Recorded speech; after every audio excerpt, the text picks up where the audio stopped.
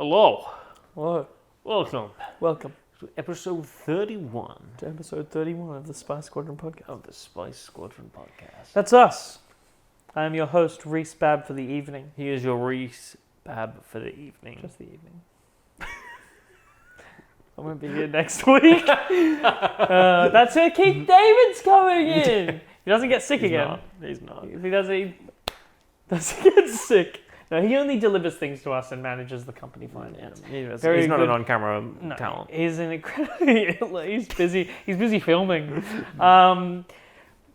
Keith David jokes aside, welcome back to our second. That's right, second week of meta and spicy decks. We're deep diving this week into red. Red. That's right. Rojo. So this week is a bit of an interesting one. I think one of the big things about this week that you're going to notice is we're not covering a deck that is one of the best red decks in the game, and we fully admit that it is one of the best red decks in the game. Partially because last week we discussed two hero decks, so this week we kind of wanted to skew into two villain Now, decks. Obviously, the choice I'm sure you're all sitting there going is meta. Sabine. No Sabine. No Sabine this week. If you've seen the gameplay, you'll know that we're covering off a deck that's a classic, I guess, for a card game that's been out for 2 weeks. But a lot of people have been testing with this deck for quite a while because most of the cards came out first. We've been talking about this deck for a very long time. It's Ramp Vader. And I'll be talking about a little spicy brew that I have with Grand Inquisitor. There are a lot of people out there who really like that leader. And we are amongst those people. No, absolutely. I love Grand Inquisitor as a leader, and Grand Inquisitor has a lot of tricks up his sleeve. He does. He's got a lot of surprises. Oh, that's a bit of a hint for you. But we will just dive right into it. We're going to talk. We're going to take away again talking about the meta for a little bit. Blah blah blah. Bore your ears off, and then we can get to the fun stuff. So if you haven't checked out the gameplay, go pause this video. Go back to it now, and then when the gameplay guys tell you to pause that video and come back here, pause this one and go back to them. But watch both videos simultaneously with one in one ear. Didn't we make this joke? We made already? this joke yesterday. Yeah, yesterday. Yeah, last week. Feels like yesterday for us. We just love. It does feel like yesterday. It was a quick week. Yeah, time. Well, look, for me, when I'm not doing SWU, time flies, so I can get to SWU. Yeah. Medically induced coma. It's true. How I save so much money. So we got so much money to spend on boxes. Yeah. It's because I don't eat or sleep. I just put my cryopod. But we talked a bit about Ramp Vader. You've heard us discuss it a couple times. We talked about it very early on in the channel's inception. We talked about it in our decks we thought were going to be meta. That was actually one of them, was going to be Red Vader, Red Green Vader. Here we are. Now, again, I'm just going to preface this. I personally wouldn't count this deck in the meta, but the reason we're covering it is because a lot of people do. A lot of people do think this is meta. A lot of people, and that is not to say that this deck isn't incredibly strong. Oh, yeah. It is Let's nuts. go check out the gameplay to find out what it excels at. But it is a very tough, strong deck, and a lot of the time, if you I would definitely say it's like a tier 1.5 deck. Yeah, absolutely. I don't know if it's tier 1 though, just because I do think it has some hard counters in hard control Boba, hard control Palp, and it gets countered by aggro.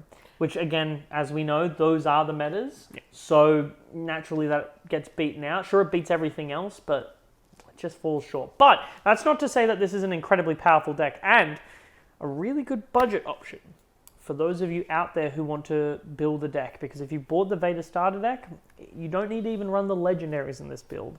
Obviously, optimally you do. I mean, here's the list. But optimally, you do run the legendaries. But let me get down to business. So, obviously, we're running ECL, Energy Conversion Lab. That is just the best base in the game. Especially for this deck. It has so many things that really like to be ambushed in this deck. A lot of really cool things that have a lot of impact on play and on attack, on defeated. I think immediately the first thing that comes to mind is that Death Star DJ Yep. That's the main one, right? Yeah. That's the main one. This deck's, it's in the name. It's Vader Ramp. So, ambushing in the boy to kill something is huge.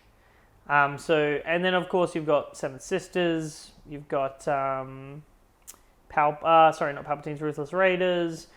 First Legion Snowtroopers ambushing into damaged units, all that kind of stuff. There's a lot of ones you can ambush in. Fifth Brother's a really good target, but mainly you're going to want to be ambushing in the Death Star DJ. Now, obviously we've got the Vader leader, nuts strong leader, pay 1, tap him, deal 1 damage to a unit, deal 1 damage to a base if you've played a villain card this phase, and flips at 7 for a 5/8 attack, deal 2 damage. Now this leader's great. This leader's great when he flips at 7, he feels balanced. This leader is gross when he flips earlier than it. A lot of the time when he flips on the same turn that a 6 deploy leader does, it feels awful because Vader in this game can currently one-shot every single leader except for himself. Palpatine and himself. So except for Palpatine and himself, he can kill them. So he swings in, pings them for 2. Worst case scenario. There's your Boba gone, there's your Sabine gone, there's your Luke gone, there's your GI gone, womp womp. But how do we get there? So your main thing is resupplies and Death Star DJs. Yeah, absolutely. This is the core of the ramp package that we have. And these are the only 2 ramp cards we're going to have apart from Command, which obviously we're not running mono. I don't want to run that. I'm so not paying we're not, 6 for Command. But these are the cards that are going to get you ahead. And these are the cards that are going to get you Vader out early and have a massive impact on the board, like we're saying. Not to say that this deck doesn't function without doing that. The deck can still run itself as a just kind of value deck coming through. I think especially because of the big 3 removals in it. Yeah. It has a very good time of just kind of coasting into the late game. Yeah. Those 3 removals being Forced Choke, Open Fire, and Overwhelming Barrage. classic. You've got your focused, and spread, and all of them excel at it. And they're all incredibly powerful, not-so cards. But getting to them earlier, especially, I guess, Overwhelming Barrage earlier, is amazing. Yes. Now, this deck is very top-heavy, and the reason for that is because of ramp. Yes, you've got a lot of mid-game plays, but you're mainly getting to that ramp. Now, there is one play I'd like to highlight here that a lot of people talk about with this deck, and that is, if you're very lucky, you can get Vader out on turn 3. And that's by turn 1, you play anything you've got, one of the 2 drops. Turn 2, you pay for a resupply. And on turn 3, you pay 3 to ambush in the DJ, kill him, place him in the resources, pay 3 to play your other resupply, and that's 7 resources. You're flipping Vader on turn 3. As much as it sounds rough, there's really no coming back from that. Either you might power the dark side and kill Vader, but then just every turn after that, he was at 8 resources, which means he can start playing to his curve. So he's got the Vader Legendary, Palpatine, Reinforcement Walker, Devastator. The top end is incredibly crazy, like Ruthless Raider, and the whole turn you're having to sit there before your leader flips, 2-3 turns before your leader flips, just trying to have to deal with that. Yeah. That's tough. Yeah, there's a lot of big cards coming down very early on if you can kind of get that off. And it's one of those things where, yes, it's unlikely, but it does happen sometimes, and it is something you have to be aware of when playing this deck to look out for, or against this deck to look out for to see whether you can find a way to kind of smother it a little bit, get that Power of the Dark Side in your hand, find a way that you're able to clear off Vader. And I think that's one of the biggest things about this deck, and one of the reasons why it's not meta, like fully meta anymore, and it used to be, and that is Vader. So Vader is one of the biggest bodies in the game. A 5/8 is huge. It is the 2nd biggest body in the game. Behind Palpatine. Now, if left unchecked, Vader wins the game. And that's why Vader was seen as so strong, because if you got to him early, he wins the game. I love him. He's cool. Nowadays, we have Vader counters, things that people have put in exactly No to Good to Me combat Vader. No Good to Me No Good Dead's to really Me good. Dead. Power of the Dark Side. Power of the Dark Ironically, Side. a card with Vader on it. There's people have ways. They're like, oh, people build their deck and go, oh, how am I going to deal with Vader? Well, I'm going to. I actually disagree with that. A lot of the time, there's just been a lot of organic ways to deal with Vader that just so happen to pop into decks because those cards are applicable against a plethora of large bodies. You know, you want to be able to deal with things like Big Palp Leader, Devastators, all that kind of stuff. You want to be able to deal with it. Naturally, that large scale removal subsequently also mainly deals with the leaders. Yeah. Again, No Good to Me Deads, Asteroid Sanctuaries, Devastator. Overwhelming Barrages, Devastators. It all gets there in the end. But that's not to discount the fact that this deck's incredibly fun as well. It's incredibly fun, incredibly powerful, and importantly, it is cheap to build if you don't want to run the legendaries. I've talked about it. You can cut Devastators out, cut Vader legendaries out, and simply just bump up the numbers of Reinforcement Walkers, Palpatines, and if you want to run a big ship, well, you've got Relentless. And it's that's a good ship. Definitely not a bad secondary option. And most of that stuff comes in the starter deck. Once you buy the Vader starter deck, you get one Palp, you get one Relentless. That's pretty easy. Reinforcement Walker, you're probably thinking to yourself, that card is a bomb, and it is only an uncommon. Yeah. It is really good in this deck for the late game stabilization, late game hand refresh, I guess mid game in this deck's case. But it is a very, very good card to run. And it's one that I think a value is a little bit depreciated on that's not in ramp decks. And I definitely think that this is one card that goes, frankly, very overlooked. I like it quite a lot. And I said to James after we finished playing the game, I knew it was good. And I knew it was that good. But when you play a card, knowing that it's that good, it's just like, wow. This is really good. I'm never left wanting from this. No, absolutely. And I think it's one of those things where Ramp Vader turns the late game into the mid game, which can be very hard for certain decks to deal with. I think aggro has a decent matchup into it early on because it can struggle to kind of get that. If you want to ramp, you have to spend tempo, and the aggro deck just takes advantage of that. As we're talking about that Reinforcement Walker is a game ender against aggro. If you reach that point and you've cleared their board, it's over. They can K2SO, they can 4 calls of leave in all they want, but as long as you're getting that ticked over heal, and you have absolutely nothing to fear from these Sabine. In aggro, I would side in Admiral Piet. Because you can play it and swing on the turn it comes in, which means you can heal 6, which is huge. Not to mention you're killing something. So I would side in Admiral Piet in the main board. In the sideboard against aggro. But overall, I think this deck is really fun, and it definitely exemplifies the mid-range build, given that it can pivot to aggro if it wants by using the smaller bodies that make up the deck. But ideally you ramp out just to get the value, but it easier pivots into control because of the really strong early game removal, and then by the time you hit the mid game, which you fast forward for yourself to the late game, the removal is nuts. Devastator, Palpatines, and then just getting those bodies on board to smack stuff is pretty wild. And frankly, it's really fun. Like, you might not have the best time against a hard control deck, but who does? But if you're looking for a cheap value alternative where you can, if you know what you're doing, pretty easily take away your locals, I think this is it. And as much as you don't need to run them, the Vader Legendary is massive in this deck. Yes, it can run perfectly fine without it. It does a lot of the same stuff. Vader helps stabilize the board so much, especially with a bunch of 3 costs in there that are so helpful to you. Things like... If you can ramp twice, on turn 4 you get both Vaders out. Yeah, and then you get leader, like... pay 7, get the other one out. Crazy, because you can get all kinds of really good things from that deck. You can get Cell Block Guards. Fifth Brothers. Fifth Brothers are a huge one to just throw out there. Even Shore Trooper by that point, there are 4/3 not to be scoffed at. If you look at my list, I personally run 3 Death Star Stormtrooper and 3 TIE Fighter, because in the event that you're lucky enough to just hit 3 units off of it, it can be a blowout.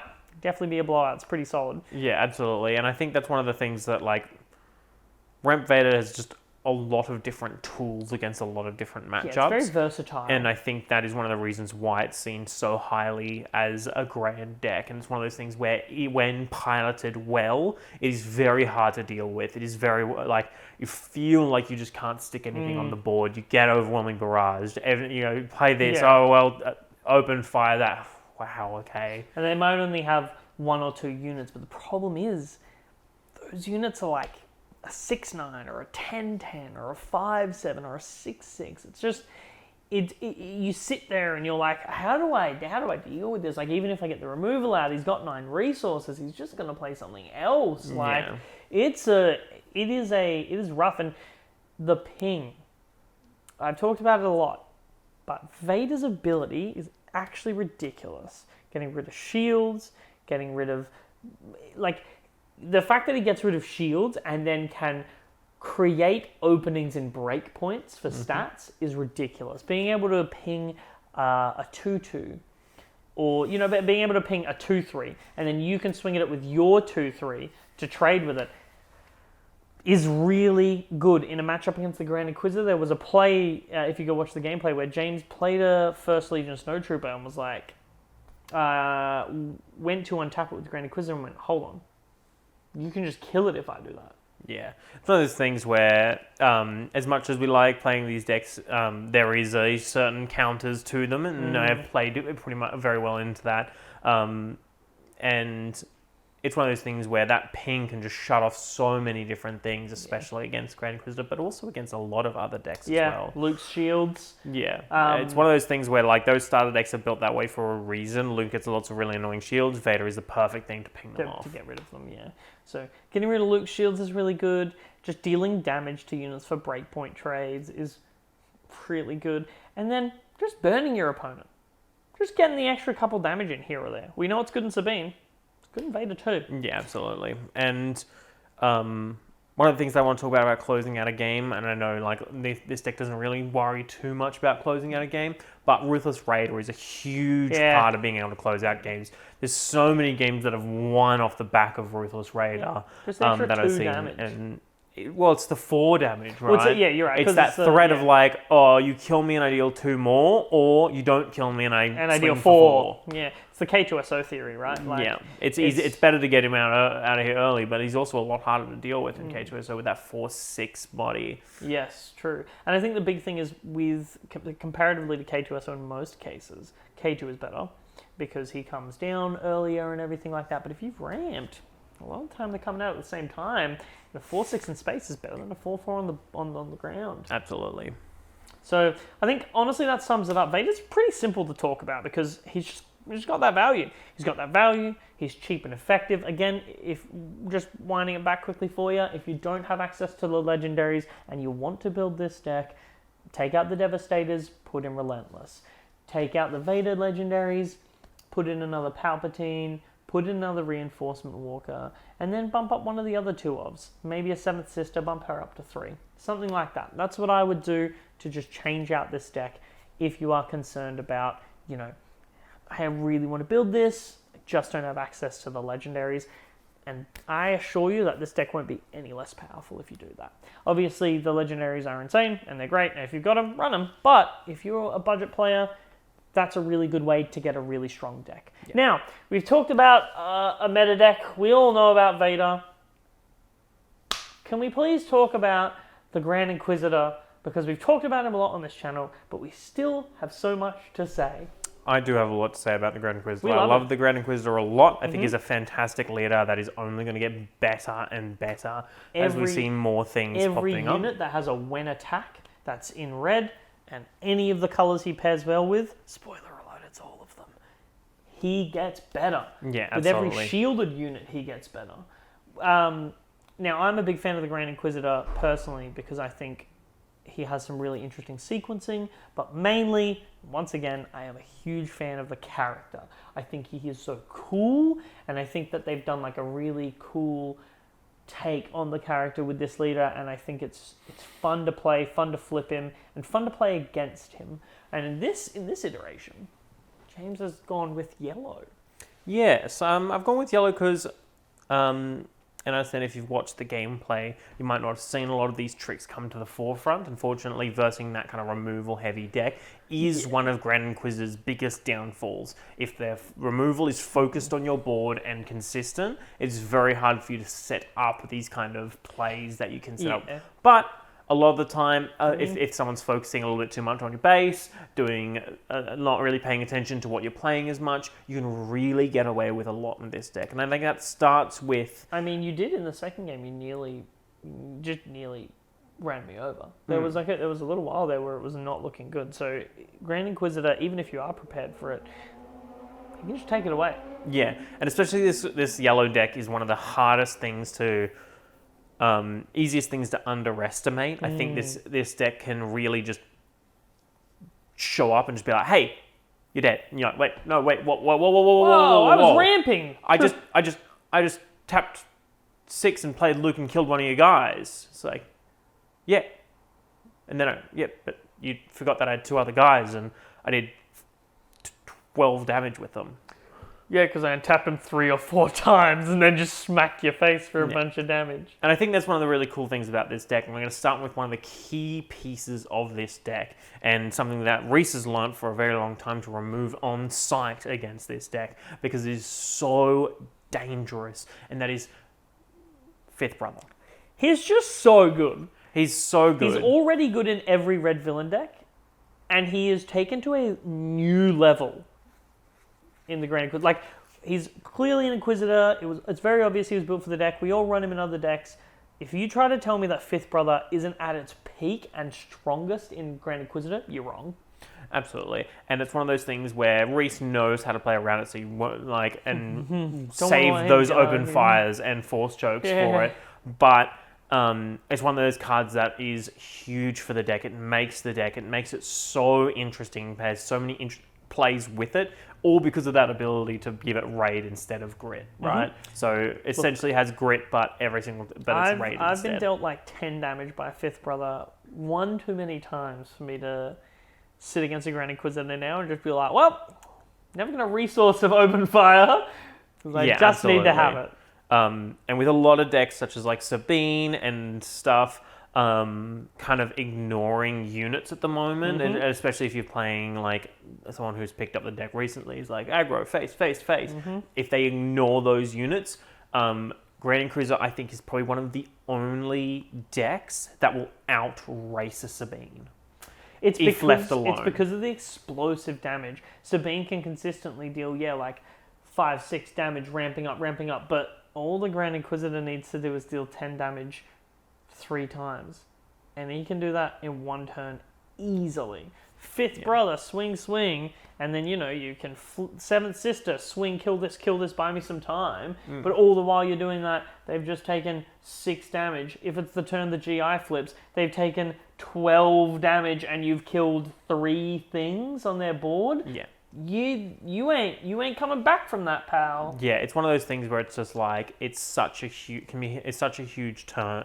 Like that turn that GI drops can be so huge and so damaging. That's just not something people can come back from. Yeah. But obviously you have to get there. Especially decks that don't really run removal. Like I do think this deck this deck can struggle against your mid-range decks. It's tough to justify its ability to compete against control decks, which unfortunately is interestingly enough is actually the way, because I'm enjoying the control decks. Interestingly enough, that's where Star Wars is actually leaning. We're less of an aggro meta, and we're seeing a very quick turn to control decks. So, but against aggro, I just like, people are too busy going face, and Inquisitor just hits you harder than you can. Like, you can throw 100 punches at him, but he'll just do 3 really big punches, and you're out. Yeah, it's one of those really interesting things, and we talked about before. Seventh Sister as well, I think, is at its most red villain decks don't run it. I run it. I run her as a 2 because maybe I'm biased because I think I've had her used against me in ways that I'm like, that's too good not to run. But I agree. Yeah, most red villain decks don't run her because they can't justify the 5 cost spend. I can because I ramp to it. So it's like, essentially for me, because I ramp, she's like a 3 cost, so it's not that bad. But yeah, absolutely. One of the she's big things is devastating on the turn that you drop her with GI. absolutely, and along with that, like I think one of the key things about this deck is there's so many cards in it that feel like filler in this deck, and I think I was trying out a bunch of things with this deck, and I recommend you play with it and do your own things with it. You'll see some cards in there that you're like, what are you doing? And I get it, and I understand where you're coming from when you're seeing cards like that are discounted. The way I deck build and the way I have always played the game and how I always will play the game is I refuse to accept any card is unplayable until I have played it. And I will not take that it is just bad. I will find a way, and I'll find the niche uses for it. Except for Galactic Ambition. One day it'll be good. One day, one... It has to be. It has to be. I think I've kind of been skirting around it. There's a card in this deck that I think is probably one of the best cards in this deck, and it's really big for this deck, and that is Sneak Attack. I think this card's really underrated, full stop. And I think this is the card, when you look at Keep Fighting and you say, keep fighting, like it's going to be, like that's going to be a really good card for the deck. I think that's going to be really good. You're going to be able to untap things. Sneak Attack is the better version of that, in my opinion. Yeah. They're both the same cost. They both allow you to swing with a unit conditionally, assuming they don't get removed afterwards. I think Sneak Attack is the better option of the two. I would argue Sneak Attack costs less. Keep Fighting requires a prerequisite of having a card on the board to untap. Sneak Attack does not. No. Sneak Attack is you can play the card, and you know what would be really good for this deck, actually, just on a quick side note? A 3-cost unit, maybe it's like a 2/4, maybe like it's a red villain card. When it attacks, you can ping 1 damage to itself and something else, and it gets raid for every damage on it. That would be really good if that was a card. It'd be really great if you could turn 1 player with Sneak Attack and just deal like what? Would there be 8 damage? 8 damage to your opponent?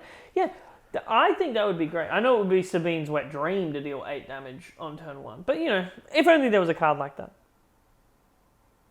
But there is.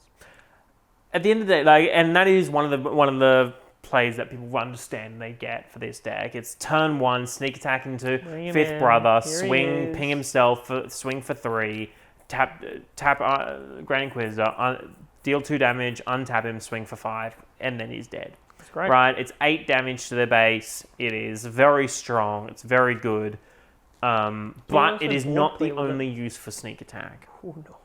There are a lot of uses for this card, and I'm going to go through a couple. One of which I've got off on the stream. It didn't do as quite as much as I would like to do. Before we go through that, I think we should talk about the card that complements Sneak Attack incredibly well. That is very true, and that is Day Wanawanga. Bib Fortuna is fantastic in every deck that he's played in. He's wacky. So good. Okay. 1/3, all good. Shielded? Why is this man shielded? He didn't get fat till Book of Boba. He does not deserve shielded. Okay. No, but absolutely, it is an incredible card for very, very, very good. Any villain cunning deck. But this deck also uses it quite well. Using it, being able to use that Sneak Attack for 1, being able to Force Choke for 0 when you have Fifth Brother out, being able to free Force Throw, free Force Lightning. Force Lightning to just pay the cost of damage. One important thing to remember with Sneak Attack is that if you play a unit that is more than 3, you still have to pay the cost. But Bib Fortuna effectively says, play Sneak Attack, reduce the unit's cost by 4 instead of 3. Yeah. That is huge. Absolutely. And one of the big things, and going over a couple of things that are really cool with this, Seventh Sister is a fantastic one. Seventh Sister for 2. Yeah, so you're paying 2 for or 1 if you, and then 2 for the Seventh Sister. Putting her down in active mode, you can swing into the base. There was a you were Ping telling something me there was you can do a turn 2. Yep. So if you turn 1 Bib Fortuna, you'll be able to tap Fortuna, sneak attack into Seventh Sister, turn 2, swing into base, insane. ping something for 3, probably kill That's it. so stupid. Use Grand Inquisitor's ability, untap it, swing into base. That is 6 damage at the base and 6 damage at 1 or 2 units. Now, given that it is turn 2, I played a Shore Trooper. I probably played another Shore Trooper or something with 3 health. You just killed them both. Yeah. And And I've even if taken it's like a 6. cell block guard, Seventh Sister has Saboteur. And then it dies anyway. And it's one of those things where you don't really care if you're swinging in, like, it's 2 swing types in base, you ping a bunch of stuff and then it dies at the end of turn. Yeah, but you've already done so much damage with it that you're happy to have it die. Yeah, in most cases you can, oh cool, like I hit your card that has 4 health. Great, I've got a shielded Bib Fortuna. So next turn, guess where he's swinging to remove his shield? Absolutely. 1 damage, but like, Seventh has done a lot of work. Plus, cheating out cards in any game is incredible. You did it to me in the gameplay. You played a really bit I did not expect you to do. One of the ones that is really interesting, obviously a lot of these are a little bit better with the Bib Fortuna. Yeah. It's always going to be like, with the Bib Fortuna, it's even better. Yeah. But one of the big ones is also Palpatine can also come down huge. Unlimited power. Dealing 6 damage and then getting that swing with Overwhelm on the turn you play him is huge. One of the things that I did in the gameplay is I had a Boss Scout as well. So sneak attack, ping 2 with Bosk, swing in with, and play Palpatine for 6 more damage. There's 8 damage going around where I want. That could one-shot a Vader. People like, that is something that is, you play it, kill the Vader, have both the Palpatine and the Boss sitting there readied. It's nuts. It's really good. Now, one thing that I really like with sneak attack, someone's got a really cool layer leader. Just sneak attack into Boba Fett. Just kill her. Just leaders are considered in play turn 1, which means the Boba Fett legendary can deal 3 damage. Yeah. The turn they are, come in and go tapped. So, if they're like, haha, bring Leia in, swing, blah, blah, blah, you can just be like, cool. Boba? She is dead. Yeah, She's absolutely. Gone. And the last one that I want to talk about is Ruthless Raider. Talking about it before in the Vader deck. It is actually a massive one to be able to sneak attack in. 8 damage. That's 8 damage to their base. That's pretty unstoppable. Like, there's 4 not damage many... to a unit as well. Yeah, so you sneak attack it, play it, deal 2 to a unit, 2 to a base, swing 4 into, maybe you want to clear a unit. Sure. Maybe you want to just go 4 into base, and then at the end of the turn it dies. 2 more to a unit, 2 more to base. That's the turn that is the turn just before you flip your Grand Inquisitor. So if you're doing 8 damage there, you're flipping your Grand Inquisitor the next turn. Maybe you're sneak attacking in a 7th Sister on the turn that the Grand Inquisitor flips. You go, her, tap him, untap her, get her in there, flip him, get him in there, untap her, get her in there. That is a lot of damage that's going to be going in your base, and it's one of those big things that that's 20 damage in 2 turns. It is a lot of damage coming out.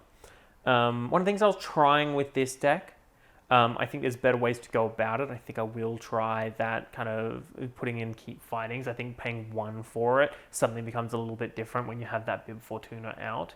I would and that's one of the big things about these spicy decks, right? We love deck building, we love constructing. These are first drafts. Yeah. The Chewie deck, I did have a little time to play with. This is a first draft of this deck, and a lot of stuff is kind of being decided. So one of the big things that I thought about Grand Inquisitor while trying to build this deck is he often runs out of steam because he's playing a lot, trying to do a lot of things on a turn. You use a lot of cards when you sneak attack stuff in. I think that's its real cost. Yes. The real cost is the fact that you're effectively losing 2 cards. And the price of entry is well worth the cost, but you can never discount the cost.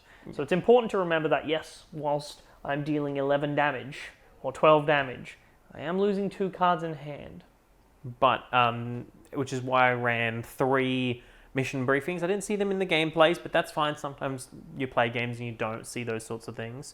The those mission briefings are there to kind of refill the hand in that like early to mid game. Against a lot of like ramp decks, you can kind of match that with card draw to kind of refill and reset to keep going at them. I think with Bib Fortuna, paying 2 for mission briefing is actually huge and something that is kind of strong. I did try to go a different way about it, and I wanted to play something interesting, play something that throw it out there, and that was the Forced Surrenders. Didn't get any of them off in the gameplay. It is kind of an interesting card. It's not one that I would recommend you throw in the deck willy-nilly and just be like, oh my god, he said it was good. I wouldn't recommend it. I think that card has a place somewhere. I have not yet found it more yet. as a testing that card out. I think one of the biggest changes if we were to make to this deck, or if you were to make this deck, at least my suggestion for it would be removing Force Surrender and putting in Keep Fighting. Because, you know, it's pretty sweet paying 1 for it with Bib, but even on the turns where you sneak attack in a 5th brother, swing, pay another 2, untap him again, like, it's starting to get to the territory of someone sitting there going, I have just taken 13 damage in 1 turn. I don't know if I can come back from this. Absolutely, and that's something that, like, in a situation where this can happen turn 2, right? A Bib Fortuna turn 1 into tap Bib Fortuna, sneak attack, 5th brother. Get him in there. No, sorry, it's don't tap Bib Fortuna, just tap 2, sneak attack, 5th brother, tap Bib Fortuna for the either or, because you're always going to have the 2 up. No, not necessarily, no, because if you use it for... Yeah. Because if you've got 3 resources in Bib... Oh, yeah, no matter what you do, no matter what you do, you're getting 13 damage at base. For a 25 health base, that is nearly 2/3 of your health. For a 30 health base, that is nearly 1/3 of your health. Those are some numbers. Yeah, absolutely. And it's one of those things that's like really interesting when you start to like see all these combinations that can get pulled off. Yes, they're all niche combinations, but there's a lot of them. And it's one of those decks that you cannot really discount. Keep Fighting, the fact that it works on your leader as well. I think one of the big things about Reese is he knows also to remove the leader as quickly as possible. Yeah, that leader's so scary. In one of the games, James puts a fallen lightsaber on him. That's just a no-go. You just can't let that guy get a lightsaber on him. No, yeah, it's very powerful. At that point, it's so hard to deal with it. Like, if you watch the gameplay, I put a lot of resources into it. I'm like, I see him, and I'm like, okay, I just need to get rid of him. But the leader, the Grand Inquisitor leader, yeah, they flip him and they don't have anything on board. So you're like, whatever, do this. And, you know, he might just sit there. There might be 1 or 2 actions where they don't use him, and then you're like, cool. Like, I just get hit for 3, claim, and then they go, awesome. Here's my 7th sister. Yeah. Boom, boom, boom. And then you've just gone, where did that come from? You gotta, like, this leader is not one you can underestimate. You will just die. Like, you'll notice that a lot of the combos we've talked about here result in minimum 6 damage. Yeah. Maximums of 15 damage. Yeah, it's one of those things where you need to keep an eye on this, and you need to... One of the big things is, one of the things Grand Inquisitor players love the most is someone being like, it's turn 3, and I think I'm fine. I'm just going to tap 4 and play a Kanan, and then claim. Right? They've used all their resources to play one thing that hasn't affected the board, and they're setting up for a future turn, and then those turns you go, oh, you're giving me just free reign? Oh, I have as many actions as I want to take. Wonderful. How would you like to receive your damage today? And it's one of those things where it's like, awesome, sneak attack into 5th brother, into swing into base, into untap with Grand Inquisitor, into swing base, into tap 1, into untap him, to swing 5, into Kanan to kill him. And then it's like, yeah, I've traded my 5th brother. He was going to die anyway, and I've just... Don't say that. Don't say the Grand Inquisitor defeats Kanan. It's just bad. It's bad juju. Didn't happen in the show. It's not allowed to happen in my game. I don't want to think about it. But it is one of those things where it's like letting him do whatever he wants is awful for you. Is awful for you, and you really need to be focused on what he's trying to do and how to stop it. Grand Inquisitor makes me happy because he's a deck that if you are someone who has gone, I'm just going to get really good at playing my deck the one way that it works. And you sit against Grand Inquisitor and you play your deck the way it works, great, you've lost. Sorry, because the Grand Inquisitor leader forces you to play against him. He does not he says, hey, this game, you're not playing your deck the way you want to, you're playing my game. And if you don't play my game, you lose. And you know what? That's just how that leader works. Again, we said it last episode. I'm going to say it again this episode. There aren't any bad leaders. Even IG-88 is not that bad. I love him now after playing him in the pre-release. Maybe I'm biased because I got a showcase. Who knows? But I actually genuinely there is a gap definitely between the meta decks and the non-meta decks. And I think that gap is a known weakness in a way, right? The Grand Inquisitor is like, you got to play my way, but if you do know how to play his way, it becomes very hard for him. You got me. Like, look at the gameplay with the Grand Inquisitor, and then look at any other Ramp Vader gameplay that you can find online. Go see it anywhere. I'm pretty sure we have gameplays of it. There's plenty of them out there. Yeah, we do. Watch how differently Ramp Vader plays against Grand Inquisitor as someone who knows how to play against Grand Inquisitor. It's a different game. Like, you'll notice that those Ramp players are like, there were turns where I did not play units and prioritized keeping removal and not using all of my resources because I wanted to play against you. Whereas most of the time Ramp Vader's just like, throw these guys out, I don't care about that, just trade, throw these guys out, here's Vader, blah, blah, blah. But in my game, it was a lot slower. I was pacing myself because I knew that if I didn't, I would get outpaced. And there was still a point where, like, in that second game, you went down to 8 health. I nearly did get outpaced. 8 health is such a danger mark. Because it's so easy. Sneak attack, 5th brother. That's 8 damage because he swings, he untaps 5. That's 3 and 5. That's 8 damage. That is dangerous number. At that point, you're like, all right, sick. You got me down to 8, but I've pretty much stabilized. I've got my reinforcement walker out. I'm at 8 life. And you go, awesome. I'll just play this. I'll play this Palpatine keyboard and I'll claim. And I go, oh, okay, sick.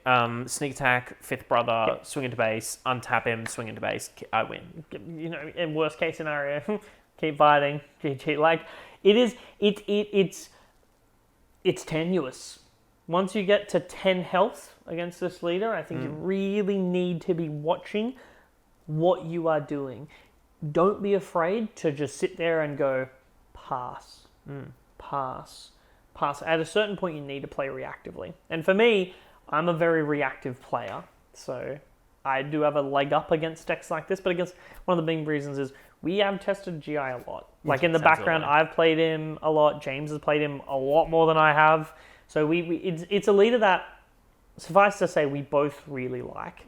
We really want him to be good. And we already know that he's already pretty sweet. Like, the more stuff that comes out for him, I personally am going to say, I think maybe in, like, next set, like 1, maybe 2 sets time, I think he's going to be meta. I just think that he's eventually, people, like, Sabine's one of those decks where people are already learning to play against her. Yeah. Right? But Grand Inquisitor has so much he can do, so many tricks that Sabine can't. And the more cards that come out, the more tricks he gets. Yes. So he becomes harder to play against. I think the Grand Inquisitor is going to become our new aggro deck because there's just going to be so many cards where, yes, cool, we're 3 sets in, but now there's like 1,000 cards or 900 cards, and this is Grand Inquisitor yellow. But which of the yellow ones is it? Is it the sneak attack package, or is it this card from set 2, or is it this card from set 3? Which one is he built around? How do I beat that? And I think that's one of the key differences in the common and the rare leaders is that the rare leaders have nuance to them, and Grand Inquisitor is one of the most interesting. I'd say he's currently the most nuanced leader in the game. I think he's the leader that most relies on board playing the right things at the right time. Okay. Sequencing. Yeah, that's what I was looking for. He's the leader that is a sequencing check on you. It's like, if you play him and you go, man, he's trash, I just can't do anything with him. Probably because you're not playing him right. It's probably that sequencing. It's just that how you Doing play things that at and the what you do. right And yes, time. that he does have his weaknesses that maybe you might be like, he's yeah. not that great, and which is fair enough. But there's definitely some really cool stuff, and I would highly recommend if you're looking for an aggro leader that's something different that isn't Wing Leadering Sabine. Yeah. And that is one classic. reason. Like we've all seen it at this point. Wing There's one Leader reason why A-Wing? we're not going to go through it. You guys have seen it before. That's the most original play actually in Star Wars Unlimited. Wing Leadering your A-Wing. If you've never done it, you should try it. Don't try it. Just pick something else. Don't try it. Don't try it. But yeah, those are the 2 decks that we're going through. Ooh. Actually, do you think we're gonna high ground card in set 3? I think we'll definitely get a high ground. Do we card get in a set three. high ground base? Mustafar, 30 health, red base, high ground Mustafar. If you're sitting in a higher chair than your opponent, You win. you Epic get action. +1/+1 Epic to all action, units. you win. Epic action, you win. Epic action, you win. No, that is all. That is what we're going through Yeah. for these. Next week we're going to be going through green. I'm going to be taking on the meta for this one, and I'm going to be running that Palpatine blue, a really cool deck that we're doing. And Reese is going to be taking on a community suggestion that we had from last week. I'm going to be talking it up, baby. We're going to be I'm gonna be talking it up, showing you the Tarkin Troopers deck, which is nothing to scoff at. I love Tarkin Troopers, and it's changed a lot. I may even run blue Tarkin Troopers because I've been testing with that a lot, and it's been pretty fun. But we love fun things here, so we're going to be doing that. And then the week after, we'll be doing yellow with another community suggestion of Boba. So we'll be checking that out. But make sure you tune in next week. Make sure you check out the gameplay to see how these well-oiled machines or semi-oiled machines work. And we hope you enjoyed, and we will see you in the next week. Bye. Bye.